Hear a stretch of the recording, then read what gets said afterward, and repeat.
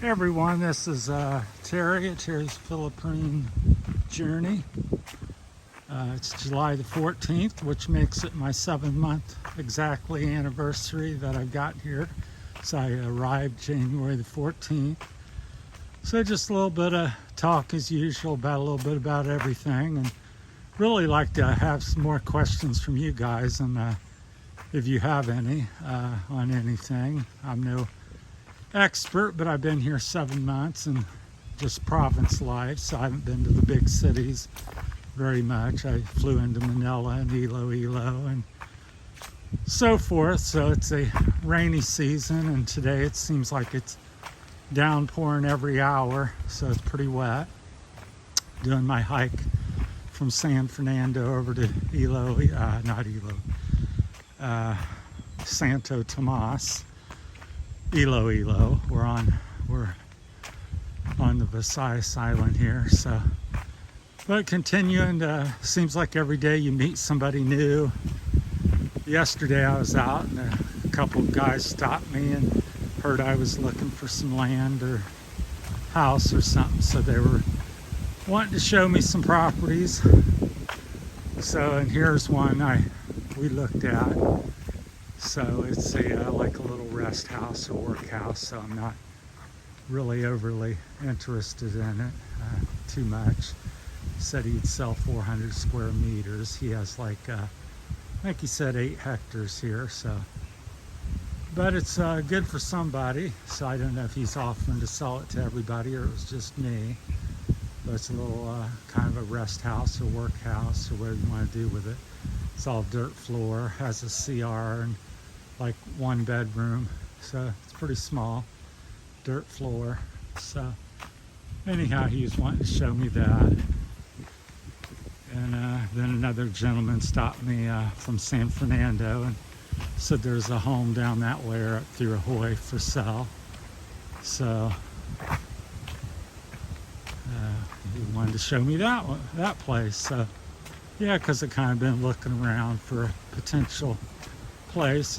Not sure what I'm gonna end up doing, but it's on the table. Well,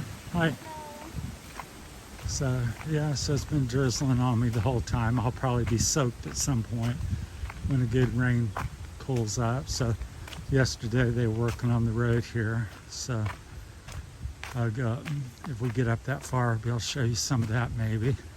It's a little bit ways up there yet. We got a couple more climbs, and around the corner, this road really goes up and gets steeper and steeper. The last 2 turns really wear on you. So here we've come up this grade all the way from the highway. So it's a slight grade all the way up through here, and then you get in, continue going up. I would say it's about a 1-2 kilometer climb, approximately, somewhere between there, probably closer to the 2. So since I've been here, let's see, my wife Rosie flew back to America about 3 or 4 months ago, so she's back there. I guess she said she went back to get her green card and making some money and visiting friends and so forth. And so I've been kind of on my own with the friends that I've made here so far, which has been quite a few. Here comes the bike, hold off a minute. So that's the one thing positive of the Philippines, that virtually every day, if you go, little dog scrabble there. So, but I didn't realize that motorcyclist had a dog following, and my dog Whitey was with me. Kind of got a little disagreement, as they often do around here. It seems like there's dogs at every home, several dogs, so it's province life. So virtually every day we go out, there's some sort of run-in. Usually it's not much more than barking. Occasionally, if you don't pay attention, they get close enough, there'll be a little squabble like that. So yeah, so it's been a very eventful and never a dull moment in the Philippines. So I got some cornfield. They're starting to tassel here, so they plant the corn a couple times a year. So yeah, it's ever changing. People are friendly, and that leads me to one of the points. You have to kind of distinguish who's really friendly and who's nice and who's naughty, so to speak. Because everybody, you know, when you meet them, seems pretty nice. I really haven't met anybody that I can say, well, they're not nice people, but there's some with other intentions than others. So you have to be aware of that when you're not from here. So it's very difficult to tell just because, seeing it, you know, from your viewpoint or mine, it seems like everybody's very friendly. So it's still drizzling. There's one of the bulldozers over there at that house there. So they have a big cornfield around their property. He was up here working on the road. They had about a dozen different trucks, dump trucks, a grader, a roller, about a dozen workers with the machines doing different things. So see what they've done up here. So that's one of the things I found. Money, I'm still going on, I'd say $750 a month. That'd be a good number. A little, you know, 100 this way or that way of that. Again, I live with the kids, and we built a house here, so we don't have house payment or rent payment. Just whatever expense we would have that particular month for the house. So that's helpful. Keeps the bill low and consistent. I just pay the part of the electricity. We just share on that, and that's usually about 50, 60 bucks. So my cost is usually around 1,000 to 2,000 pesos a month, and I run the air conditioning every night. I like a little cooler. Helps me sleep, and it's what I'm used to. The dog's tugging on me, but you can see this road goes up, and you can see the white guardrail up there, and then it continues and climbs all the way up to that electrical tower around the corner. So it starts with a downpour. We'll shut this down here shortly. It's drizzling a little bit heavier. So that's kind of been the expenses. And the other thing here, it's a very close community. Everybody's related and knows everybody, which is good and bad. So people are liking you. Hey, that's a typical response. So dog's gotta stop, use the restroom. So the good part is you get many friends, and the bad part, I guess, is a little bit of gossip, and you know, because again, everybody knows everybody. It's very different than America. It's like your mom lives down the street, and your cousin lives across the street, and the whole hillside, there's like little compounds or socially of people, and people all over this mountain know each other, and then other mountains, somebody else will know, whole family or related to that one. So a whole bunch of that over here. Very I don't know the correct word, tribal or something, or family oriented. So be prepared for that. Cost of living seems fairly reasonable. I'd say it's at least 40 to 60% less than America for the most part.